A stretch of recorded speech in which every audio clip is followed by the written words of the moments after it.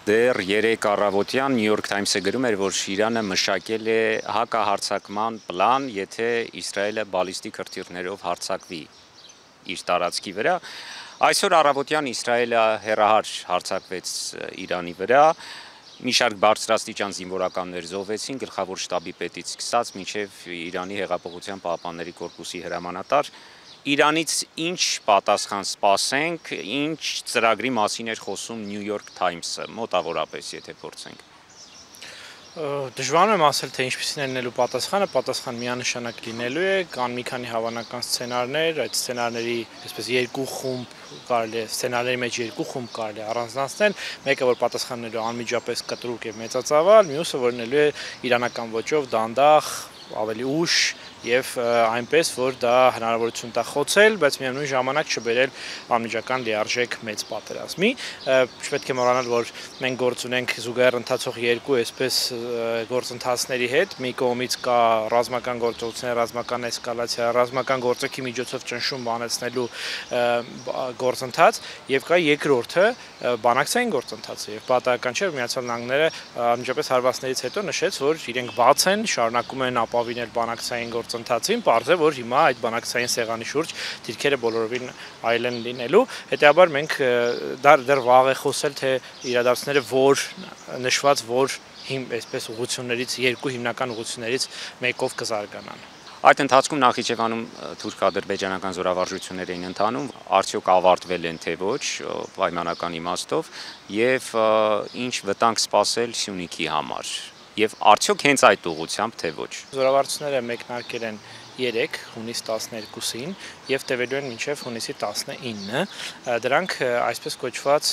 անխախտ եղբայրություն 2025 համատեղ թուրք-ադրբեջանական զորավարժություններն են, որոնք անց են կացվում Նախիջևանի տարածքում։ Բայց հունիս 20-ին, այսինքն ավարտելուց 1 օր անց, հաջորդ օրը մեկնարկում են նորից թուրք-ադրբեջանական համատեղ զորավարժություններ, այսպես տարօրինակ զուգադիպությամբ բնականաբար ճակերտներում դարձյալ Նախիջևանի տարածքում, այս անգամ Մուստաֆա Քեմալ 2025 զորավարժությունները։ Ընդ որում այս երկու զորավարժություններին մասնակցում են երկու երկրների զինված ուժերի բոլոր զորատեսակները, սկսած հակաօդային պաշտպանությունից մինչև դիվերսիոն խմբերի աշխատանք։ Եվ բնականաբար սա չի կարող անհանգստություն չպատճառել։ Ես չեմ կարծում, որ պատահական է ընտրված զորավարժությունների այսպիսի ժամկետը, այսինքն այնպես անել, որ երկու զորավարժությունները հաջորդեն միմյանց, ինչի շնորհիվ փաստացի Թուրքիայի զինված ուժերը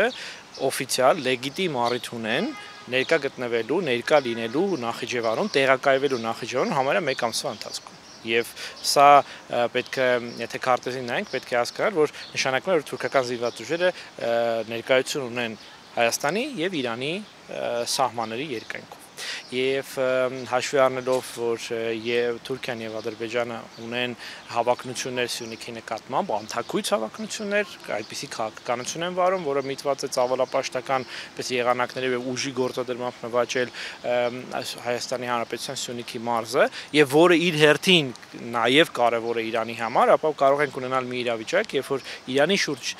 իրավիճակի լարված լինելու, այլ ավելի թեժանալու, ճգնաժամային դառնալու պատճառով եւ դրա շնորհիվ Թուրքիան եւ Ադրբեջանը կարողանան իրենց հավակնությունները Սյունիքի նկատմամբ իրականացնել, այդպիսով հասնելով թե սեփական նպատակների իրականացմանը եւ թե հավելյալ ճնշում գործադրելով Իրանի վրա։ Այսինքն ամեն կողմ ունի մի քանի հնարավոր շահեր, մի քանի հնարավոր նպատակներ եւ կարող է թիրախորել։ Ոստի պատահական չէ իմ կողմից, իմ գործընկերների կողմից բարձրացրած այն մտահոգությունները, որոնք հնչում են Երևանից մի քանի օր առաջ էլ մենք բարձր խոսել ենք այս անվանականության մասին, որ այս ամենը չի կարող ուղղակի լինել հարևան երկրում տեղի ունեցող իրադարձություն։ Արդեն իսկ դրանով կարևոր է, բայց սա նաև իրադարձություն է, որը հեշտությամբ կարող է դուրս գալ Իրանի սահմանից, տարածվելով տարածաշրջանի հնարավոր բոլոր տեղերում, իսկ այս պահին ամենախոցելին այդ տեսանկյունից ցավոք սրտի Հայաստանի Հանրապետության Սյունիքի մարզն է։ Ռուսաստանի միջամտությունը որքանով է հնարավոր համարում, հատկապես ռազմավարական գործընկերոջ կարգավիճակով ներկայանում արդեն կողմերը։ Ես կարծում եմ, որ Ռուսաստանի հնարավորությունները բավական այս իմաստով, բավական սահմանափակ են, հաշվի առնելով, որ դեռ շարունակվում է ուկրաինական պատերազմը եւ դեռ կան այսպես ավելի թեժ եւ առաջնային կարևորություն ունեցող թատերաբեմեր։ Մենք տեսել ենք Մոսկվայի այս պահի դրությամբ միայն այսպես բավական լակոնիկ, համառոտ արձագանքը տեղի ունեցողին, դատապարտումը օժի կիրառման բնականաբար, բայց միևնույն ժամանակ այսպես կոչը կողմերին, այսինքն չկա հստակ կողմնորոշում այս պահի դրությամբ գոնե եւ միևնույն ժամանակ ես կարծում եմ, որ իսկապես իրանական հարցով Ռուսաստանի հնարավորությունները բավական սահմանափակ են լինելու։ Մոսկվան առաջարկում էր 3 դեռ մինչև հարվածը իսրայելական առաջարկում էր, որ Մոսկվան ծառայի որպես հիմնական այսպես բանակցային միջնորդ Միացյալ Նահանգների եւ Իրանի միջև բանակցությունները ավելի սահուն իրականացնելու համար, բայց ինչպես տեսանք դա այս պահին բավարար չէ։ Ուստի սա է պատճառը, ես կարծում եմ, որ հնարավորությունները այնքան լայն չեն, ինչքան որ մենք կարող ենք պատկերացնել, բայց միևնույն ժամանակ չեն կարող չնշել, որ բնականաբար Ռուսաստանը ներկա է գտնվելու, մասնակցելու է փոքր կամ մեծ չափով տեղի ունեցող իրադարձության եւ փորձել է իր առնվազն իր համար կենսական շահեր ներկայացնող հարցերում իր դիրքորոշումը պահել եւ առաջ մղել։ Իրանի շուրջ իրավիճակը որքանով է արտառոց, կարմիր դրոշ են բարձրացրել, վրեժի դրոշ, Այաթոլան խոսում է պատասխան քայլերի մասին, ինչի մասին բազմից է խոսել եւ իրենց նախագահի սպանվելուց ավիավթարի հետևանքով զոհվելու ժամանակ եւ այլ աղետների ժամանակ այս իրավիճակը որքանով է արտառոց եւ եթե առարկայական երբ է Իրանը կանգնած եղել այսպիսի կամ նմանատիպ իրավիճակի առաջ երբևէ։ Անշուշտ պետք է այս հարցը առաջին հերթին ուղղել իրանագետներին, նրանք ովքեր զբաղվում են Իրանի արտաքին քաղաքականության հարցերով, ամենօրյա ռեժիմով, բայց դատելով տարածաշրջանային իրադարձությունների մակարդակից, ծավալից, ես կարծում եմ այնուամենայնիվ մենք բավական մոտ ենք մեծ լայնածավալ պատերազմին, ընդ որում պատերազմ, որը չի պիտի սկսի դեռ, այլ պատերազմ, որը արդեն սկսվել է, առնվազն 23 թվականի հոկտեմբերին, երբ որ Իսրայելի եւ Պաղեստինի միջև սկսվեց հերթական փուլը, որը խոշոր է շարունակվում, մինչև հիմա ուղղակի մենք սովոր ենք դրան, մենք անդադար դա լսում ենք մեդիաներում, համաշխարհային քննարկումներում, բայց արդեն դա դարձել է ոնց որ մեր առօրյայի մի մասը, մինչդեռ դա պատերազմ է, որ ընթանում է, մարդիկ են զոհվում, ռազմական գործողություններ են իրականացվում եւ այլն։ Մենք խոսում ենք պատերազմի նոր հնարավորինս լայն մասշտաբների մասին, որը կարող է լինել, եթե այս տեղի ունեցողը ստանա իրանական մեծածավալ պատասխան եւ ոնց որ դրանից հետո իրադարձությունները զարգանան, այսպես ասած, ավելի լայնածավալ բնույթով։ Իսկ կարմիր դրոշը էլի է բարձրացվել, հայտարարությունները նմանատիպ եղել են, դա այդ օրվա մեդիա մատուցումն է ներկայացնում որպես աննախադեպ,